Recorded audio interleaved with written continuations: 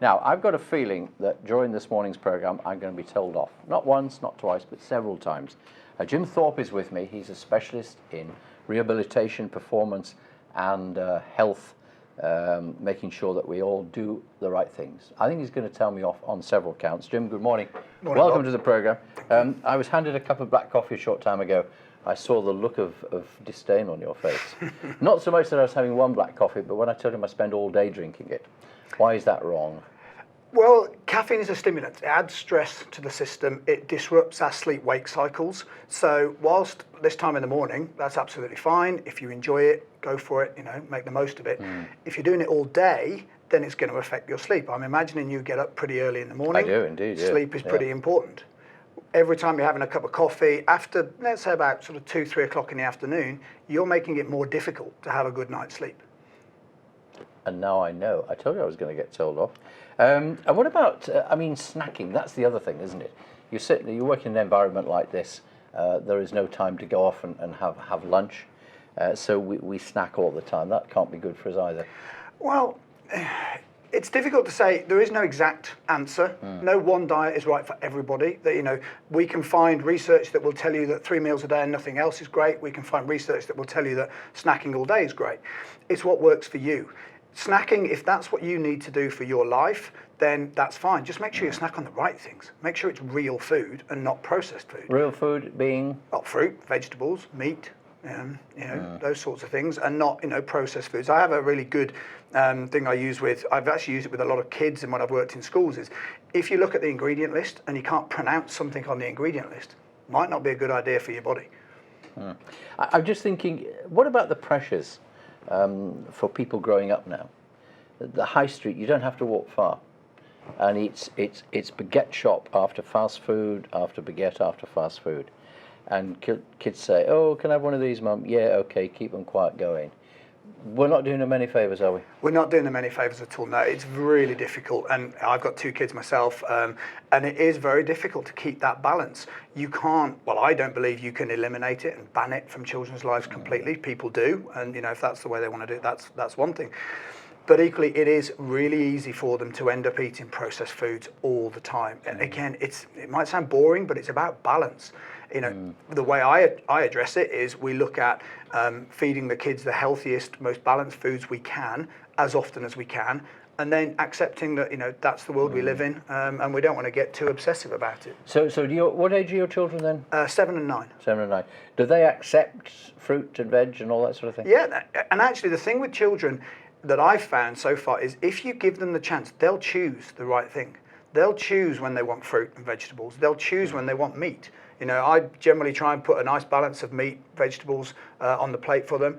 And at different meals, they'll go straight for the meat. And at other times, they'll go straight for the vegetables. They do it themselves innately. They actually are in tune with what they need. It's us adults that aren't.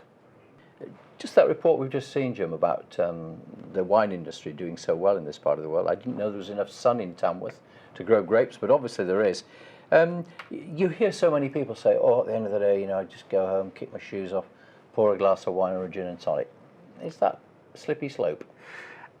It can be, but equally, it can be the best thing you can do. If that helps you go from the stresses of work and a stressful workplace right down to being in a more relaxed state, ready to have a good night's sleep, then one glass of wine, again, it's not a major problem.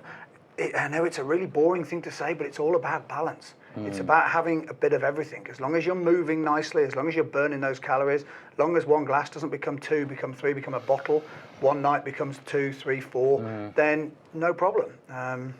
Do you find yourself now, we're forever hearing about obesity and how big a problem it's become, and you don't have to go far to see people who clearly have got real weight problems. Do you kind of walk down the high street and look at them and think, "Oh, I wish I could talk to you, because even if you haven't got a lot of money, you can still eat better, you could still not be putting on the weight you are and posing problems for yourself in later life"? Yeah, I get quite sad actually, because I think there's a lot of confusion out there, and information is a useful thing, but we have now so much information. You can open any newspaper, any magazine, go to any gym, and you'll probably be given 5 or 6 different ways that everybody is telling you, you've got to eat like this, you've got to eat like that. And in some ways, the right diet is out there for everybody, and doesn't matter who you turn to, it will work for a certain percentage of the people. Right. The thing is to find what works for you. Essentially, we haven't come anywhere away from needing to eat real food.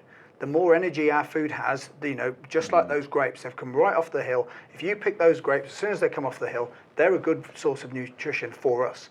The longer they stay, the longer the chain between coming off the hill and actually getting into our bodies, probably the less beneficial it's going to be for us. I mentioned a little earlier that the front of the Daily Express today has got this story about 3 cups of tea will lessen the possibility of bone fractures later. We seem to have reports, surveys coming at us from all angles. Mm-hmm. Too much salt, it's okay for you. Red wine's good for you. No, it isn't. I mean, you can understand them getting confused, can't you, with the messages? Absolutely, I get confused. I'm almost at the state now where I stop reading them. You told me about the Daily Express. I hadn't been aware of it because it is confusing. I mean, take the salt one, is a bit of one of my bugbears.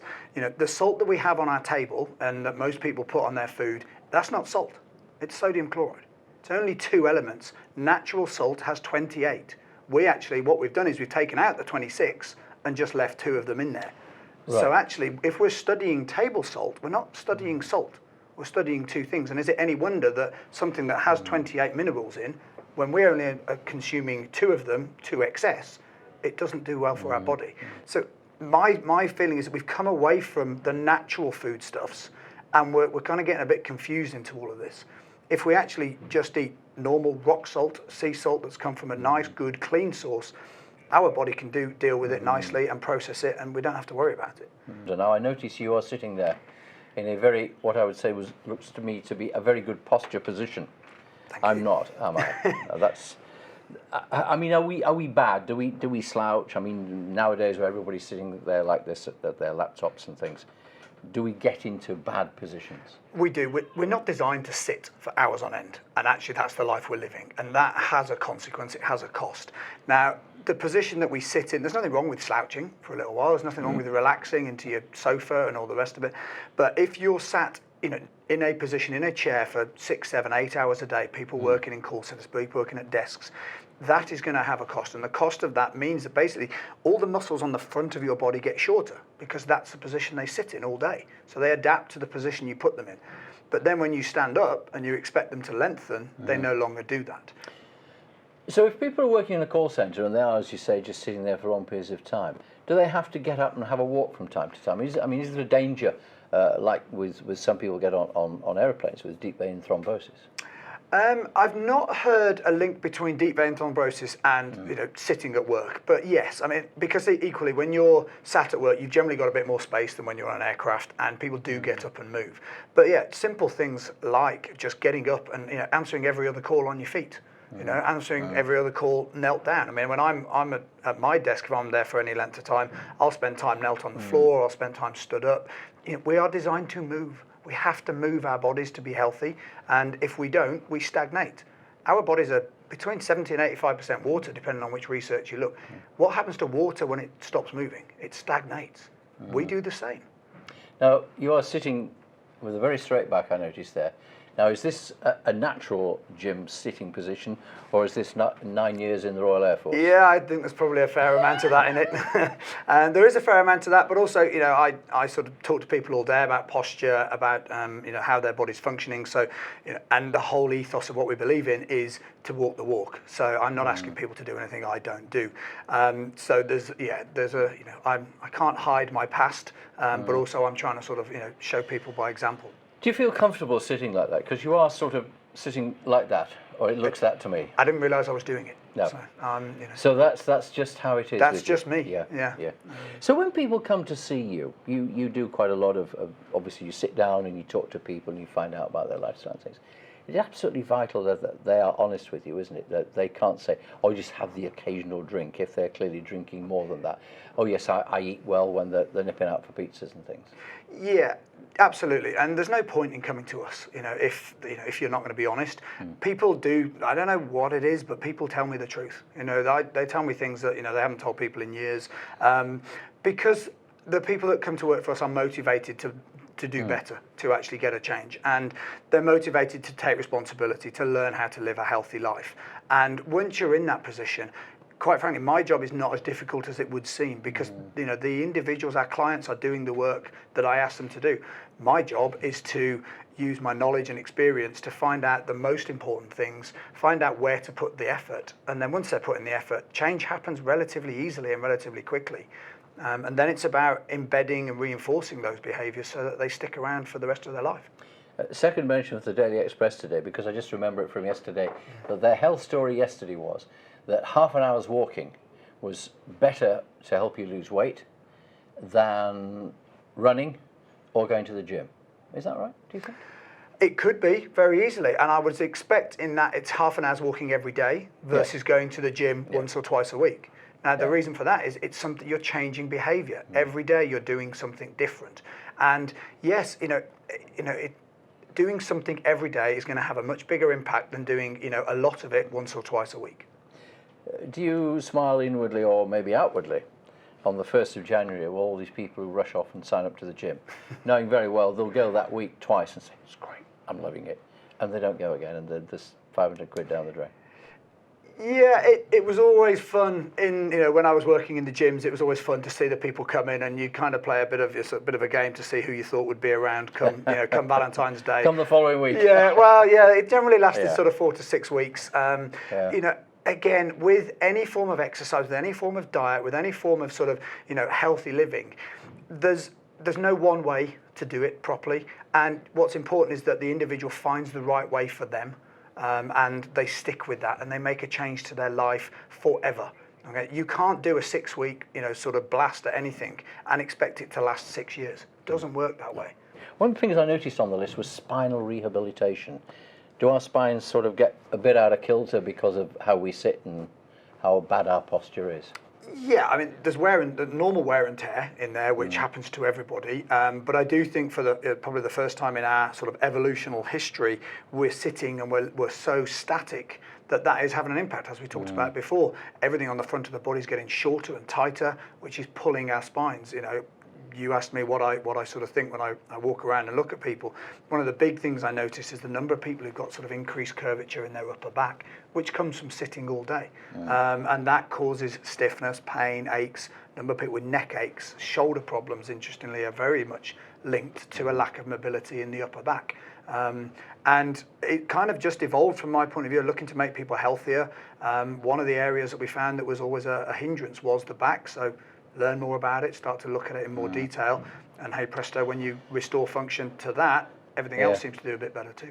Well, you saw a piece we had on earlier about a group of deaf people walking around a park and getting some exercise that way, because I think probably people with varying disabilities probably feel a bit out of it. They don't feel they can come to someone like you, do they? No, probably not. And actually, it's not always the case. It was really interesting for me to see that piece, because that's something I don't necessarily get involved in. But again, it's all about health. It's all about well-being. And it is a different challenge. One of the reasons I think I had a head start in this is that the first person I ever worked with had polio. It was my own mother. And so right from the word go, I had to adapt, and I had to think differently about how you get people to exercise with that sort of limitation. So from my point of view, I didn't really get into the sort of generic stuff. Everybody can do this, everybody can do that. It's about what can this individual do. And that's where a company like ours, I think, adds a huge amount of value, because it's all individual, and it doesn't matter what the challenge is, what the issue is, there's a way around it. There has to be. Is personal training, one-to-one training in gyms, a little passé now? Do you think that we've moved on from that it is still something people should be doing? I hope it's not. I think if it is, I personally think it's because the personal training industry has let itself down. Because teaching people how to exercise is hugely important, because our lives in general are much more sedentary. And we lose the knowledge, and everybody kind of thinks they know what to do, but actually to do it most efficiently and most effectively, we are generally quite time poor. So you don't have time to waste, doing the wrong type of thing.